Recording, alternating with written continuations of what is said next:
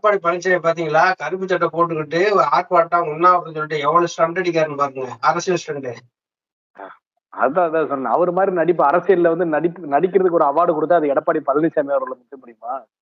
அவர் பக்கத்துல கூட யாரும் போக முடியாது. எடப்பாடிக்கு நேர்மை குரல் சார்பா ஒரு விருது வழங்கினார். என்ன விருது கொடுக்கலாம்? ஆக சிறந்த நடிகர், அரசியல் நடிகர். அரசியல் நடிகர். ஆமா, ஆக சிறந்த அரசியல் நடிகர். ஆகச்சிறந்த அரசியல் நடிகர். இந்த வார்த்தை அடிக்கடி வந்து சீமான் பயன்படுத்துவாரு. ஆகச்சிறந்த அப்படின்னு. காங்கிரஸோட கூட்டணி கிடையாது, திராவிட கட்சியோட கூட்டணி கிடையாது, ஊழல் தந்தையோட கூட்டணி கிடையாது சொல்லுவாரு. இது சீமானு. இப்ப பாக்க விக்கிரவாண்டியோட தேர்தல், ஐயா சாமி நான் உங்களுக்கு அப்படி வேலை செஞ்சேன் இப்படி வேலை சொல்லிட்டு ரொம்ப கெஞ்சிக்கிட்டு இருக்காப்ல, எனக்கு ஓட்டு போடுங்க அப்படின்ட்டு. இல்ல, எனக்கு அதுல ஒரு சின்ன ஒரு வருத்தம் இருக்கு. வருத்தன்றதை விட ஒரு சீமான் வந்து அவருடைய ஸ்டாண்ட்ல இருந்து மாறுறாரோன்னு தோணுது. இது வரைக்கும் அவர் போன ஒரு ஸ்டாண்ட் ஒண்ணு. இப்ப அவர் அரசியலுக்குள்ள அவர் வந்துட்டாரோ, அரசியல் தான் பண்ண போறேன் அப்படின்ற மாதிரி வந்துட்டாரோன்ற மாதிரி தோணுது. அதான் அதை ஏன் வைக்க மாட்டாரு? இந்த அளவுக்கு இறங்கிட்டாரு, போரு கூட்டணி வச்சுட்டு போயிடலாமே. ஆனா எடப்பாடி பழனிசாமி திமுக வந்து விடுற மாதிரி இல்ல. திமுகவை எடப்பாடி பழனிசாமி அவர்கள் விடுற மாதிரி இல்ல. சகோதரர்கள், நண்பர்கள், ஜிகிரி தோஸ்து, இது எல்லாமே அவர் ரெண்டு பேரும். திமுக என்ன நினைக்குது? இந்த ஆளு இருந்தா நம்ம வந்து ஜெயிக்க முடியுது அவர் நினைக்காரு. எடப்பாடி என்ன நினைக்காரு? முதலமைச்சரா இருக்கிறதுக்கு நம்ம வழக்கு தப்புக்கலாம் சொல்லி அவர் நினைக்காரு. ஆனா இடையில பாத்தீங்கன்னா எடப்பாடி பழனிசாமி நல்ல தொண்டர்களை வந்து வச்சு செய்கிறாரு அப்படிங்கிற மாதிரிதான் தெரியுது. தொண்டர்கள் எப்படா எடப்பாடி பழனிசாமி அவர்களை வச்சு செய்யலாம்னு சொல்லி இருந்துட்டு இந்த 2024 மக்களவை தேர்தலை வச்சு செஞ்சுட்டாங்க தொண்டர்கள் எடப்பாடி பழனிசாமிய. இன்னும் திருந்தல. அவரு 10 தோல்விக்கு அப்புறம் கூட இன்னும் திருந்தல. இனிமேல் வரக்கூடிய ஒவ்வொரு தேர்தலையும் தொண்டர்கள் வந்து எடப்பாடி பழனிசாமியை வச்சு செய்வாங்க. ஆமா, இப்ப நீங்க இந்த கருப்பு சட்டை போட்டு உண்ணாவிரதம் இருக்காருல்ல, உண்ணாவிரதம் இருக்கீங்க, கேரவன் எதுக்கு பின்னாடி பக்கமா வருது? உண்ணாவிரதம் இருக்கீங்க, ரைட்டா? நீங்க சொல்றது கரெக்ட் தான். உண்ணாவிரதம் இருக்கிற ஓகே, கேரவன் பின்னாடி எதுக்கு வருதுங்கிற. சாப்பாடு அங்க பிரியாணி எல்லாம் ஆக்கி ரெடியா இருக்கும் போல கேரவன்ல. ஆமா, 3 நேரமே வந்து அநேகமா நான்வெஜ் தான் சாப்பிட்டுருப்பாங்கன்னு நினைக்கிறேன். அந்த உண்ணாவிரதத்துல 3 நேரமே நான்வெஜ் தான் சாப்பிட்டுருப்பாங்க. ஆனா உண்ணாவிரதமே 10 மணிக்கு மேல தானே ஆரம்பிச்சாங்க. மணி சாப்பிட்டு எப்படி வந்து நிம்மதியா உட்காந்து உண்ணாவிரதம் நடத்த வேண்டியதானே? அதான் அப்படித்தானே நடத்துனாங்க. சாப்பிட்டு வந்தானே உண்ணாவிரதத்துக்கே வந்தாங்க. இல்லைன்னா காலையில பள்ளிகளும் விளக்காம கொண்டாந்து இப்ப வந்து உட்காந்துக்கிட்டு கைகால் மூஞ்சி கழுவுனோட வந்து உட்காந்து உண்ணாவிரதம் எடுத்தாங்க. கரெக்டா காலையில டிஃபன் எல்லாம் முடிச்சுட்டு நல்லா தெம்பா ஒரு 4 மணி வரைக்கும் நல்லா வயிறை ஃபில் பண்ணிட்டு வந்து உண்ணாவிரதத்தை உட்காந்தாச்சு. கொஞ்சம் சாப்பிடாம வரவங்களுக்கு கேரட் மூலம் கொண்டு வந்துட்டாரு போல. ஆமா, அதுல பரவாயில்ல பாருங்க. எடப்பாடி பழனிசாமி அவர்கள் தான் சாப்பிடுறது மட்டும் இல்லாம கூட இருக்க எல்லாருமே சாப்பிடணும், ஆனா உண்ணாவிரதம் காமிச்சுக்கணும்னு சொல்லிட்டு அவங்களுக்கு சாப்பாடு கட்டி எடுத்துட்டு வர சொல்லிருக்காங்க. எப்படி ஒரு பெருந்தன்மைன்னு பாருங்க. அதான் உங்க திண்டுக்கல் சீனிவாசன் இருக்காருல்ல, அவர் பேசினார்ல, நான் வந்து வனத்துறை அமைச்சரா இருக்கும்போது அங்கேயே வந்து தீயா எரிஞ்சுப்பா, அதெல்லாம் வந்து என்னன்னு கேட்டேன், கள்ளச்சாராயம் காய்ச்சுன்னு சொன்னாங்க அப்படின்னு சொல்லிட்டு அவரே ஒப்புதல் வாக்குமூலம் கொடுக்குறாரு. அதே எடப்பாடி பழனிசாமி பக்கத்துல போய் உட்கார்ந்துருக்காரு. ஆனா எடப்பாடி பழனிசாமிக்கு எப்படி இருந்திருக்கும்?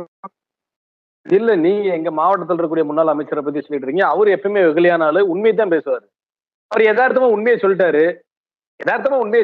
அதுக்கு நான் எடப்பாடி பழனிசாமி வந்து இல்லன்னு மறுத்துருவாரா? இல்ல மறுத்து பேசினதை அவர் கேட்காம விட்டுருவாரா? திரும்பி கேட்பார்ல, ஏங்க உண்மையிலே இருந்துச்சுன்னு சொல்லுவாரு. இல்ல எடப்பாடி பழனிசாமி திண்டுக்கல் சீனிவாசன் பக்கம் திரும்பிய பாக்கல. உண்மையை சொல்லிட்டாருன்னு சொல்லி கோவப்பட்டாரு என்னமோ தெரியல. அவரு எடப்பாடி நினைச்சிட்டு பாரு, என்னடா நம்ம கள்ளச்சாராயத்தை வச்சு நம்ம அரசியல் ஸ்டண்ட் அடிச்சுட்டு இருக்கோம், எந்த ஆள் வேற உண்மையை போய் அங்க சொல்லிட்டு இருக்காரு, இது என்ன நடக்க போதும் சொல்லிட்டு அவர் திரும்பி கூட பார்க்காம கிட்ட திரும்பி உட்காந்துட்டாரு எடப்பாடி. எப்படா அந்த சாயங்காலம் 5 மணி ஆக எப்படா கிளம்பலாம்னு உட்காந்த மாதிரி உட்காந்துருப்பாரு. ஒரு பேருக்கு உட்காந்துருக்கோம், இன்னைக்கு போய் நியூஸ்ல நம்ம தான் வரணும் அப்படின்னு சொல்லி ஒரு ஆசையில உட்காந்துருந்தாரு எடப்பாடி பழனிசாமி. இவர் வர பல இடத்துல போற இடத்துல பூரா இந்த முன்னாள் அமைச்சர்கள் பூரா என்னென்ன பேசுறதுன்னு தெரியாம உண்மையை சொல்லி போடுறாங்க பல இடத்துல. ஏன்னா செங்கோட்டையன் அண்ணன் வந்து இடையில அந்த தேர்தல் முடிஞ்ச உடனே அவர் ஒரு கருத்தை சொன்னாரு. அண்ணன் எஸ்பி வேலுமணி அவர்கள் ஒரு கருத்தை சொன்னாரு. இப்ப அண்ணன் திண்டுக்கல் சீனிவாசன் அவர்கள் அவர் ஒரு கருத்தை சொல்லியிருக்காரு. அப்ப எடப்பாடி பழனிசாமி வந்து தனிமைப்படுத்தப்பட்டிருக்காரோ அப்படின்னு தோணுது. அவர் தவிர மத்த எல்லாருமே ஒவ்வொரு ஸ்டாண்ட்ல இருக்கிறாங்க. எடப்பாடி பழனிசாமி தலைமை பண்போடவா இருக்காரு, சும்மா ஏதோ உட்காந்துட்டு அவனுக்குள்ள இருந்துகிட்டு இருக்காரு. கட்சி இருக்கு, சின்ன இருக்கு, இந்த ரெட்டலை இருக்கு, நான் தான் இந்த இது ஏதோ ஒரு படத்துல சொல்லுவாங்க, அது மாதிரிதான் இருக்கு. நானும் ரவுடி தான் சொல்லிட்டு இந்த வடிவேல் கத்திட்டு விடுவோம் இல்ல வண்டிக்குள்ள, அதே மாதிரி இவரும் நானும் பொதுச்செயலாளர் தான், நானும் பொதுச்செயலாளர் சொல்லிட்டு போய் உட்காந்துக்கிறாரு. வேற என்ன? ஏன்னா எந்த கவுண்டிங்குமே வராம எந்த ஒரு போட்டி இல்லாம உண்மையிலே பரவாயில்ல. இது ஒரு நல்ல விதமான அரசியலா இருக்கு. ஒண்ணு நம்ம அதிமுகன்றது ஒரு திமுக இருக்குன்னா அதுக்கு டஃப் ஃபைட் கொடுத்து நம்ம தான் ஒண்ணு நம்ம ஜெயிக்கணும் அவங்க ஜெயிக்கணும் அந்த மாதிரி ஒரு போட்டி இருக்கும். ஆனா இப்ப எடப்பாடி பழனிசாமி அவர்கள் பரவாயில்ல ஒரு நல்ல ஒரு ஆளுமையா எங்கேயுமே ஒரு போட்டி இல்லாம 3வது இடம் 4வது இடம் டெபாசிட் இல்லாம போறது அப்படி பிரச்சனை இல்லை. நமக்கு யார் கூடயுமே பிரச்சனை இல்லாம நம்ம வந்து ஒரு கட்சியை நடத்திட்டு இருக்கோம்னா அது எவ்வளவு பெரிய ஒரு ஆளுமை. யார் எடப்பாடியா?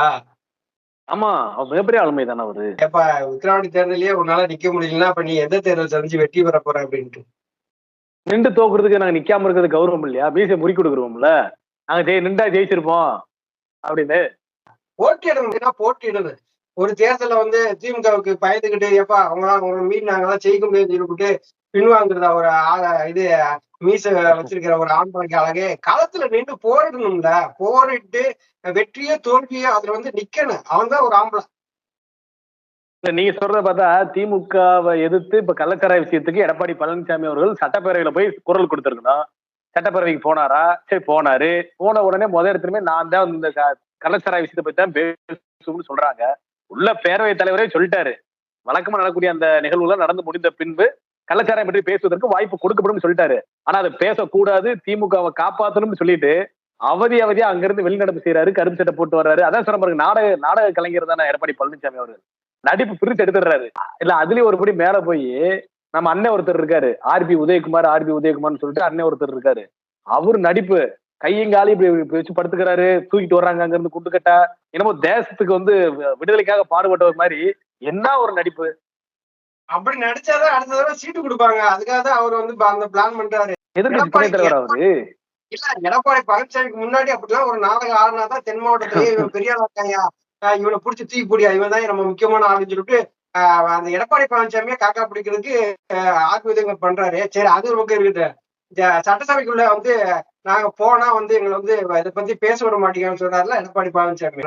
நீங்க சட்டசபைக்குள்ள ஏற்கனவே நீங்க எத்தனை தடவை நீங்க உள்ள போயிருக்கீங்க, கொடநாடு வழக்கு என்னாச்சுப்பான்னு சொல்லிட்டு கேட்டீங்களா? போராட்டம் நடத்தீங்களா? அது எதுவுமே பண்ண கிடையாது. இந்த கள்ளச்சாராயத்தை இஷ்யூவை பெருசா கொண்டு போய் அப்பா நம்ம அதிமுக ஃபுல்லா இழுத்துருச்சு, இனிமே யாரும் கிடையாது, நம்ம தான் ஆளுமை அப்படிங்கிற மாதிரி எடப்பாடி பழனிசாமி கொண்டு போறாரு. இதை மக்கள் ரசிக்கிற மாதிரியே இல்ல.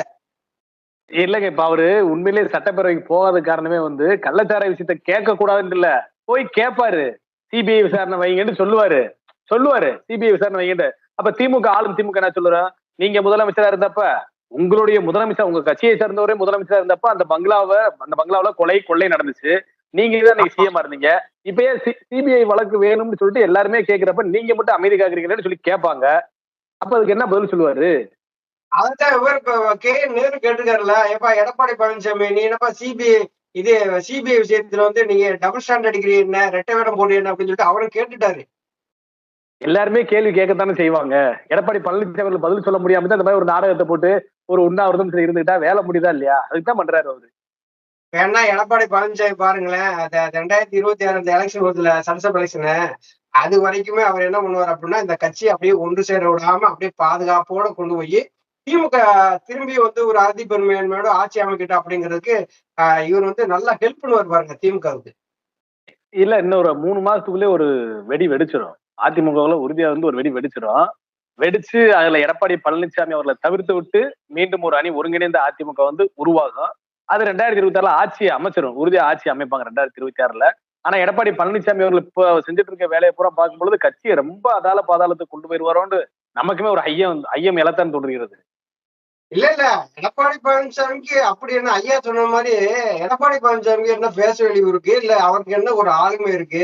நின்ற தேர்தல் பூரா தோத்தாச்சு, தொண்டர்களையும் வந்து பிரிச்சு விட்டாச்சு. நான் காட்டுக்கு நான் தான் ராஜா அப்படிங்கிற மாதிரி எடப்பாடி பழனிசாமி அதிமுகவுக்கு நான் தான் கிங்கு அப்படிங்காரு. இந்த கிங்கு ஒரு இடத்துலயும் வந்து ஜெயிச்ச மாதிரி தெரியலையே. பூரா குப்புற விழுந்து மீசில மண் ஓட்டின கதையா தானே இருக்கு. நிக்கிறதே பெரிய விஷயம் இல்லையா? அவரு களத்துல போய் ஒரு ஆள் வேட்பாளரை போட்டு அவரு வேட்பாளராக ஒருத்தர் நிக்கிறாரு அப்படின்னா அதே ஜெயிச்சதுக்கு சமம் தானே. எடப்பாடி பழனிசாமிக்கு எந்த ஒரு பேஸ் வேல்யூமே கிடையாது, அவர் ஒரு இடத்துக்கு போறாரு அப்படின்னா தலைவர் வர்றாருன்ற அந்த ஒரு ஈர்ப்பு இருக்கும்ல.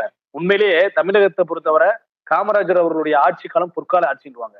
இதே புரட்சி தலைவர் எம்ஜிஆருடைய ஆட்சி காலம் பொற்காலம் அப்படின்னுவாங்க. அதற்கு பின்பு பெண்கள் அதிகமாக விரும்பக்கூடிய ஒரு ஆட்சியாக பெண்கள் அம்மா அவர்கள் வந்து தன் கூட பிறந்த ஒரு சகோதரியாக, தாயாக அப்படித்தான் பார்த்தாங்க. அப்படி அம்மா அவருடைய ஆட்சிக்குன்னு ஒரு மதிப்பு மரியாதை இருந்துச்சு. அந்த தலைவர்கள் வரிசையில அதற்கு பின்பு தமிழகத்தில் நிகழ்காலத்துல அப்படி ஒரு தலைவர் இருக்காருன்னா அது ஐயா ஓபிஎஸ் அவர்கள் தான். அவரவே கட்சியிலிருந்து துரத்தக்கூடிய அளவுக்கு எடப்பாடி பழனிசாமி அவர்கள் சூழ்ச்சி செய்து, துரோகம் செய்து, இன்னைக்கு கட்சியை கைப்பற்றி நானும் தலைவர் என்று வெளியில் நடந்து கொண்டிருக்கிறாரே. ஆனால் அவர் எந்த அளவுக்கு ஒரு கொடுங்கோலராக இருப்பார். அவரே கொடுங்கோலனா இருக்காரா, அவர் வந்து இப்ப யார்ட்டையும் வந்து குடுத்து வச்சு நடத்துறாரா தெரியாது. ஆனா இவர் இரட்டை இலட்சணத்தை கொண்டு போனாலே மக்கள் எல்லாம் யோசிக்கிறாங்க, ஐயோ இது வந்து அம்மாவும் எம்ஜிஆர் கொண்டு வந்த சின்ன, நீ வேற புடிச்சிட்டு வர்ற, இது இரட்டை இலட்சணைக்கான மரியாதையே போச்சு அப்படிங்கிறது சொல்ற நிலைமைக்கு தான் இன்னைக்கு வந்துருச்சு. பாப்போம் இந்த அரசியல் என்னன்னு. ஆனா எடப்பாடி பழனிசாமி கடைசி வரைக்கும் ரொம்ப கவனமா இருக்காரு.